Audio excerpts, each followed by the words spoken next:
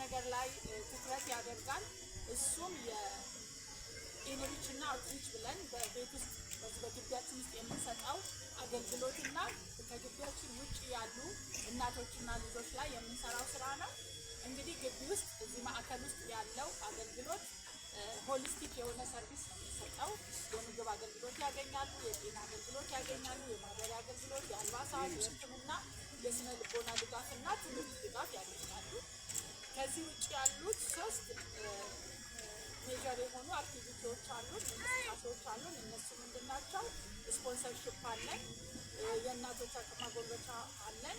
3ኛው ደግሞ የልጆች መዋያና የመመገቢያ አገልግሎት አለ። በዚህ ውስጥ በአጠቃላይ ትኩረት አሁን በጠቀስኩላችሁ አገልግሎት ወደ 344 የሚጠጉ ተጠቃሚዎች አሉ። ማዕከል ውስጥ ልጆች ስላሉ ማለት ነው። ከዛ ውጪ 164 ልጆችና 164 እናቶች አሉ። የእነሱ እናቶች የሆኑት እና ዛሬ በዋነኝነት ይህንን ገለጻ ለማድረግ የወደድነው የተሰጡ ልቦች ማዕከልን ወይም ጊፍትድ ኤልድ ሴንተርን ለመስራት የመላው ኢትዮጵያዊ ርብርብ ስለሚፈልግ ይሄንን ለማህበረሰቡ አስታውቀን ማህበረሰቡ ደግሞ ከጎናችን ቆሞ የጀመርነው ነው። ቤዝመንቱ አልቋል። ሁል ጊዜ በየአመቱ የዚህ የወክ ፕሮግራም እናደርጋለን። የወክ ፕሮግራም ደግሞ ስናደርግ ቲሸርቶችን በ1000 ብር እንሸጣለን። በ1000 ብር ስንሸጥ ደግሞ የተለያዩ ጣቢያዎች አሉን። ባምቢስ እንደምታውቁት ሂውጅ የሆነ የሱፐር ማርኬት ነው። 5ቱም ሳይት ላይ ሰጥቶናል። መብራት ኃይል ጋር ያለው፣ ቃሊቲ ጋራ ያለው፣ በወሰን ጋር ሲኤምሲ እና ባምቢስ ካሳንቺስ ያለው ጋራ አለን። የቃሊቲው የዓለም ባንክ ጋር ያለው ነው። በዚህ በ5ቱ ቦታ ላይ ቲሸርቶች እየተሸጡ ስለሆነ ይሄንን የምታዩ የምታዳምጡ መላው ኢትዮጵያውያን ካላችሁበት ሆናችሁ ደግሞ እንደዚሁ 1,000 ብር በመደገፍ ባትካፈሉ ስትሆኑ ካገሩ ስትሆኑ ይህንን ድጋፍ በማድረግ የተሰጡ ልቦች ማዕከል ወለሉ 6 የሆነ እሱን ጨርሰን ቅድም የነገርናችሁን ክሊኒክ ይኖረዋል፣ የኬር ይኖረዋል፣ መመገቢያ ሴንተር ይኖረዋል። እናቶቻችን ሰርተው ምርታቸውን የሚሸጡበት፣ የሚያስተዋውቁበት፣ የሚያበርቱበት ይኖረዋል። ይህን ሁሉ አገልግሎት እንድንሰጥ ደግሞ ይሄ ህንፃ መገንባት ግድ ብሏል። ቤዝመንቱ 3 ክፍል ነው ያለው፣ ጠቦናል። እዛ ውስጥ 27 እናቶች በሃንድ ክራፍት እና በተለያየ ሙያ ሰልጥነው ይሰራሉ።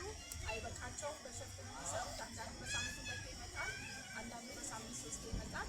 ሌላ ደግሞ በባልትና ላይ የተሰማሩ 15 እናቶች አሉ። እነሱን እንደዚህ ሜዳው ላይ ነው የሚጠቀሙት።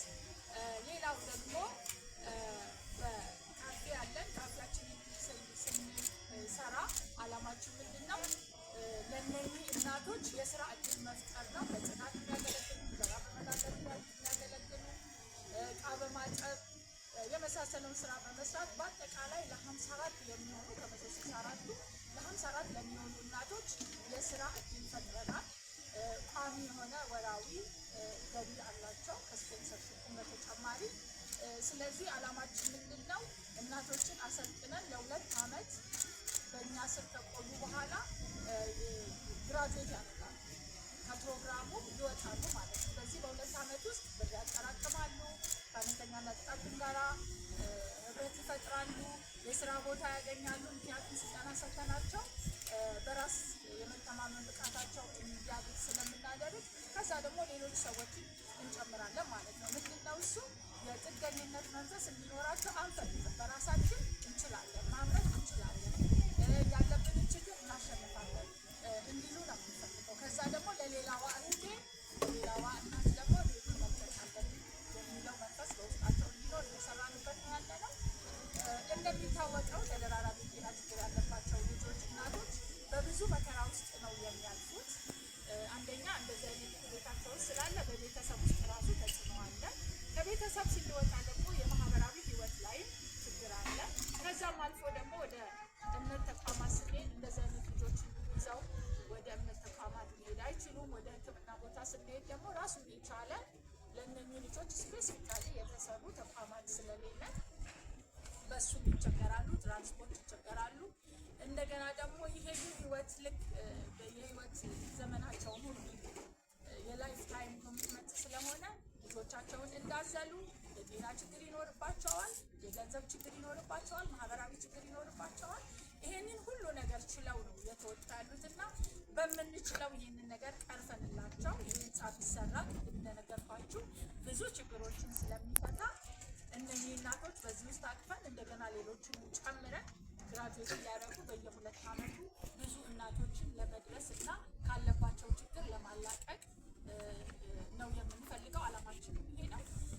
ስለዚህ የዛሬው የጋዜጣዊ መግለጫችን የግራውንድ ፕላስ 6 ወይም ደግሞ ወለሉ 6 የሆነው የተሰጡ ልጆች ማዕከል አገልግሎቱ ክሊኒክ አለው፣ የመመገቢያ ማዕከል አለው፣ የልጆች የሚማሩበት አለ፣ እናቶቹ የሚያመርቱበትና ምርታቸውን የሚያሳዩበት እንደገና የስብሰባ አዳራሽ ይኖረናል፣ ገስታውስ ይኖረናል። ምንድነው ሁል ጊዜ ከመለመን ራሱን በራሱ ገቢ ኖሮት ድርጅቱም ራሱን እንዲችል አሁን ዓለም ያለችበት ሁኔታ ጥሩ አይደለችም በራሱ።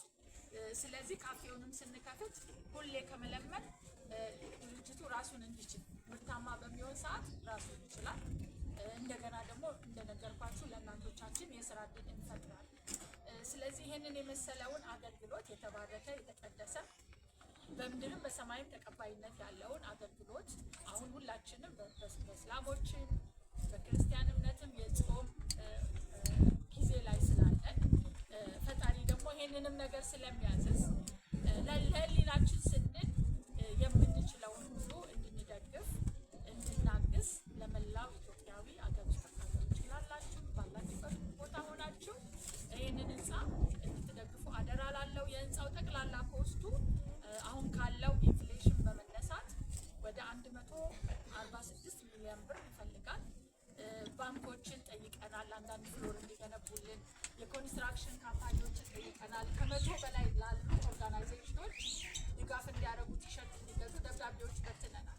በዚሁ አጋጣሚ ይሄ ጥሪ የደረሳችሁ አካላት በሙሉ ምላሽ እንድትሰጡን በትህትና እየጠየቅን እያንዳንዱ ፍሎር ላይ አንድ የኮንስትራክሽን ካምፓኒ አንድ ፍሎሩ ብገነባለው ቢል፣ ባንክ አንድ ፍሎሩ ብገነባለው ቢል እስከ 8 ሚሊዮን ብር ስለሚጨርስ በዚህ ይህንንም ስፖንሰር በማድረግ ይህንን ግንባታ በማፋጠን እናቶች ካሉበት ወደኋላ እንዳይመለሱ መጥተው እዚህ ስራቸውን ሲሰሩ ዴኬር አለን። ዴኬሩም ደግሞ ናኒዎች የሆኑት ወይም ደግሞ ለእናቶቹ ለልጆቹ ሞግዚት የሆኑት ከእናቶቹ መርጠን 5 እናቶች አሰልጥነን ሰርቲፋይ ሆነው ነው የቀጠርናቸው።